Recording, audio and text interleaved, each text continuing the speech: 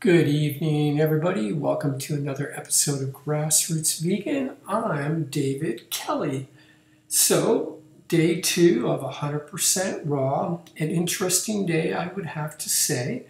Some of the things I want to talk about tonight: why I have terrible teeth, why I almost puked on my salad tonight, and can you thrive on less sleep? So let's begin with my teeth. They're terrible. This is nothing new with the lifestyle change that I have made over recent years. This is something that has been ongoing since childhood. I've been born with weak teeth. And so I always had issues with cavities as a child. But it's not only just that. I was a pretty rough kid, and I did some stupid things as well. Like, for example, when I was 10 years old, my friend and I thought it would be a fantastic idea to ride our bikes blindfolded. But it doesn't stop there. We thought, you know what, why don't we ride in opposite directions towards each other? Well, you can guess what happened. We had a head-on collision, and I chipped my 2 front teeth. And then in high school, I used to get into a lot of fights. And in one occasion, I got into a fight with a guy in the hallway near the entranceway, and he decided to smash my face into the wire mesh windows of the doors. I don't know if they still have the wire mesh windows at schools anymore, but you don't want to be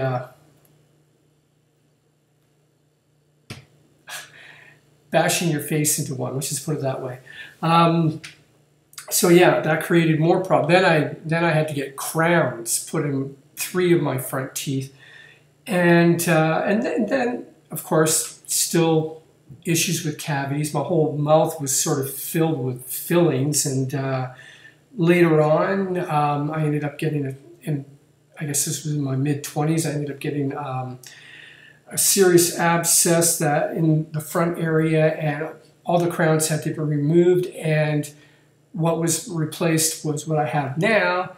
Right here is a bridge. It was implanted. I can't take it out, and so these are not real. Now, since I've been a vegan, and since I've been doing the 80-10 style, low-fat vegan, raw vegan, whatever.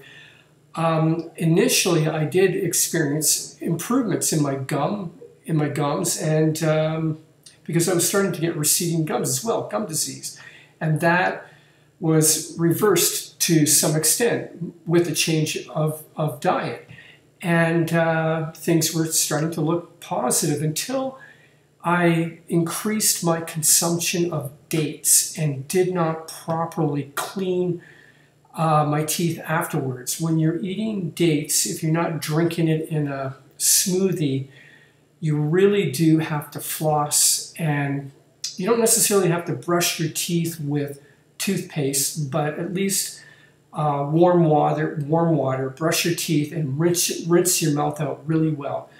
You just don't want that. The remnants of the dates sitting on your teeth, it causes bacteria to accumulate, and then decay starts to occur. And this is what happened to me. So last year, I started to have problems with my teeth again. I had a couple of serious cavities in the back, and I didn't get them dealt with immediately, and I ended up getting abscesses, and so I had to get a couple of back teeth removed. And this has been the story of my life. So for me to, say, eating this way, my teeth are strong and healthy, I only could dream of that. But that's no fault of the diet. It's really just to do with the whole history with my teeth. Yeah, so what's the deal with the salad? Almost getting sick on my salad tonight. Well, first of all, let me just go through the list of things that I ate today and how many calories I took in. So for breakfast, I had 7.5 oranges. You wonder why 7.5?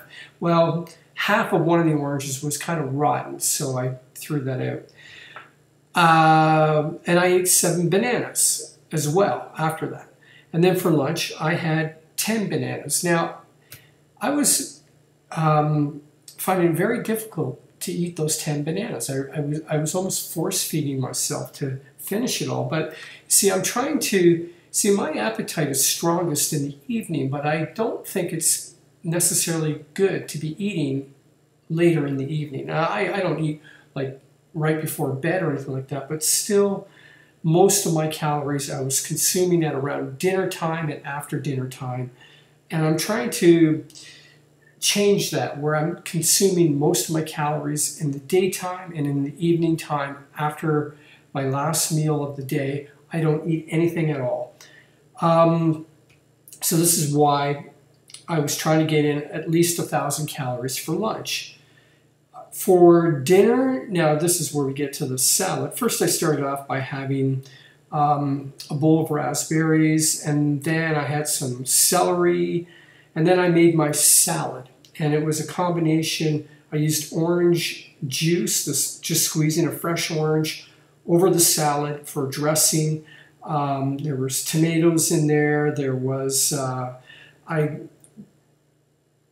grinded up a beet by hand, put that, a yellow beet. I put about 80 calories worth of hemp heart seeds. And this is all mixed in with into a spinach salad.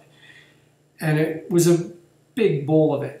Now, I think the combination of adding a beet with tomatoes was maybe the problem here. I don't know. But by halfway through the salad, I was really not enjoying it. It was kind of making me feel ill. And towards the end of it, I was literally just having to force it into me. It wasn't a pleasant experience at all. And every time I looked at it, I just felt like getting sick. And so there was a little bit left, and I just threw it out. I said, enough is enough. And then after that, I let my stomach rest for about an hour and a half or so. And I had some grapes and 10 dates to end the evening off. And so my total caloric intake was 3,081, which was more than yesterday, but I did have a workout this morning. I went outside, and according to my Garmin, I ran 7.93 kilometers. I also mixed that in with cross training, where I run.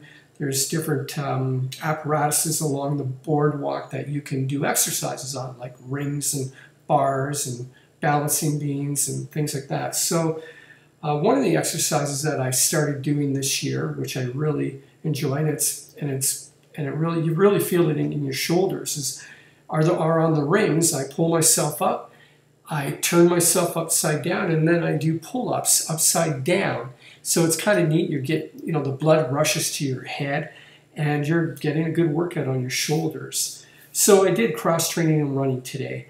And then now let's talk about digestion. Well, yeah, I had 4 bowel movements today.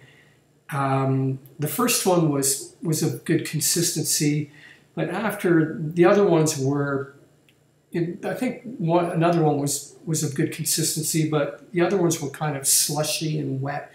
Not what I would consider ideal bowel movements.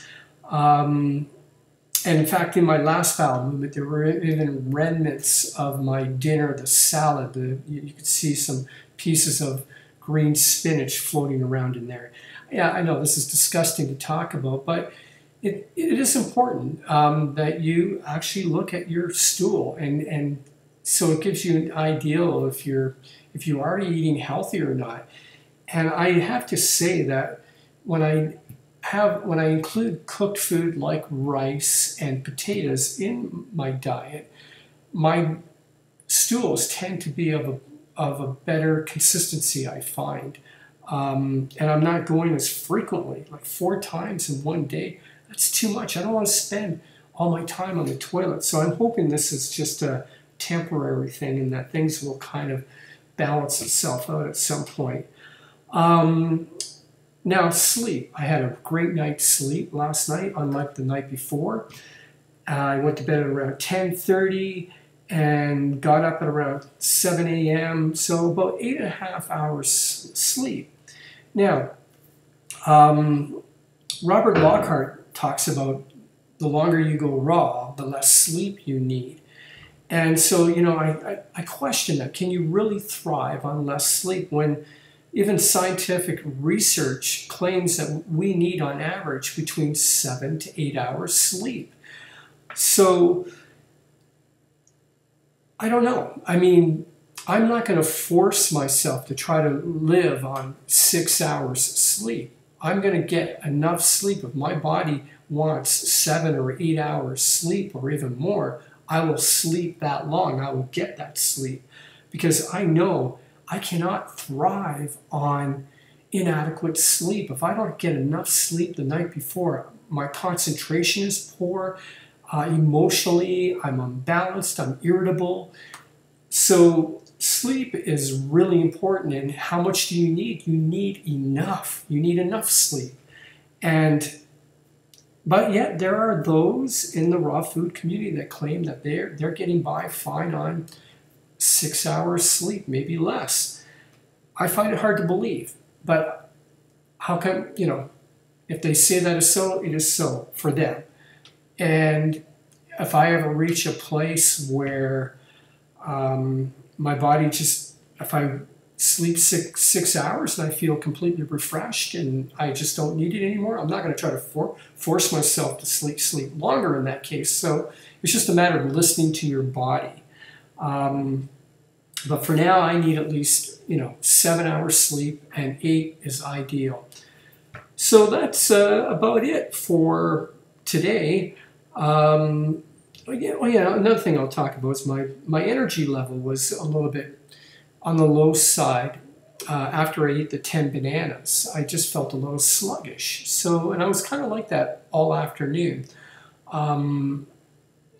But now, you know, this evening I'm fine. After I got over the salad incident, I've picked, my energy levels have picked right up. So kind of a strange day in that way.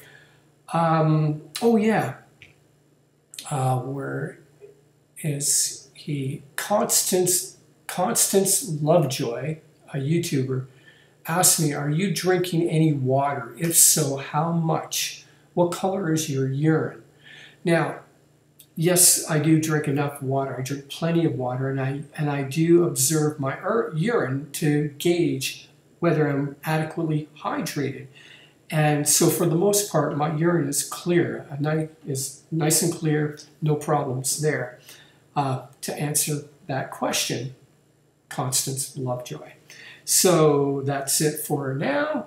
I will update you tomorrow on going 100% raw. Subscribe to my videos, share them, leave a comment, and take care.